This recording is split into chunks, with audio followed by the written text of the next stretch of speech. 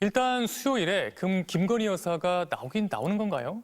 네, 특검이 김건희 여사 측에 출석을 요구한 시간은 오는 수요일 오전 10시인데요.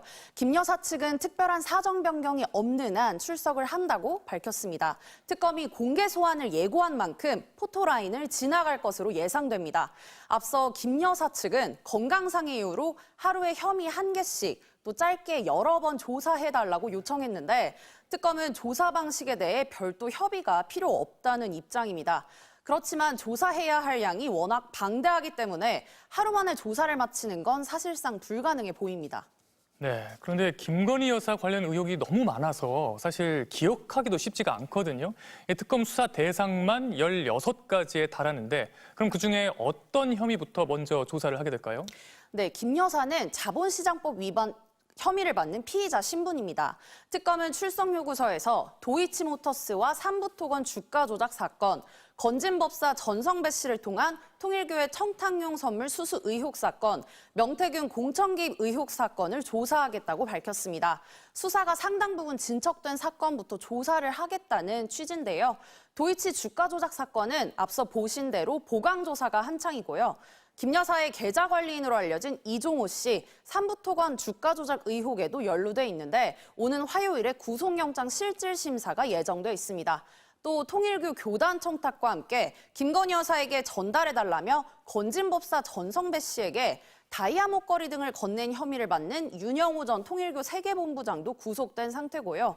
김영선 전 의원 조사까지 마치면 공천 개입 의혹과 관련해서도 당사자들 조사를 어느 정도 마무리하게 됩니다. 네, 주가 조작, 불법 청탁, 공천 개입 다 하나같이 가볍지 않은 것들인데요. 이 공천 개입 관련해서는 내일 특검이 윤 전 대통령 체포영장을 다시 집행할 계획이죠?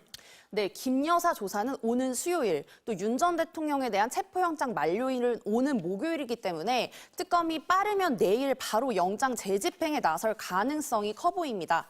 특검은 물리력을 행사할 수도 있다고 이미 예고한 바 있는데요. 특검 측은 여러 방식을 놓고 고민 중이라면서도 교도관을 통해 실제 강제력 행사에 나설지에 대해서는 고심이 깊은 모습입니다.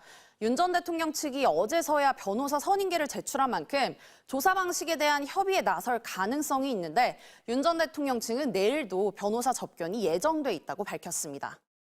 김건희 국정농단 특검이 일요일인 오늘 권오수 전 도이치모터스 회장을 불렀습니다.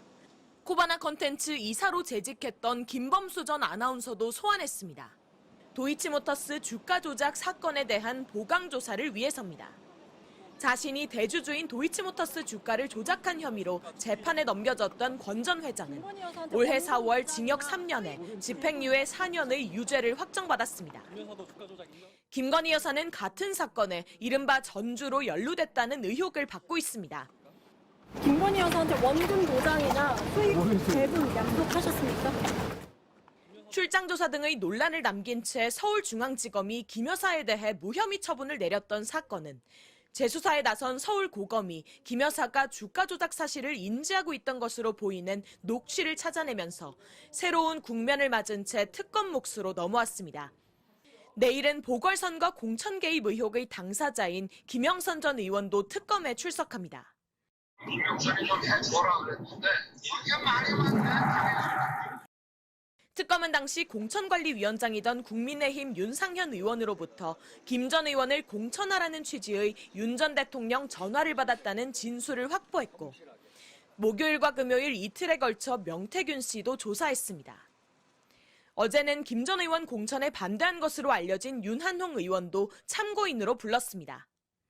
도이치모터스 의혹이나 공천 개입 의혹은 모두 수사가 상대적으로 빨리 진행되어 온 사건들입니다.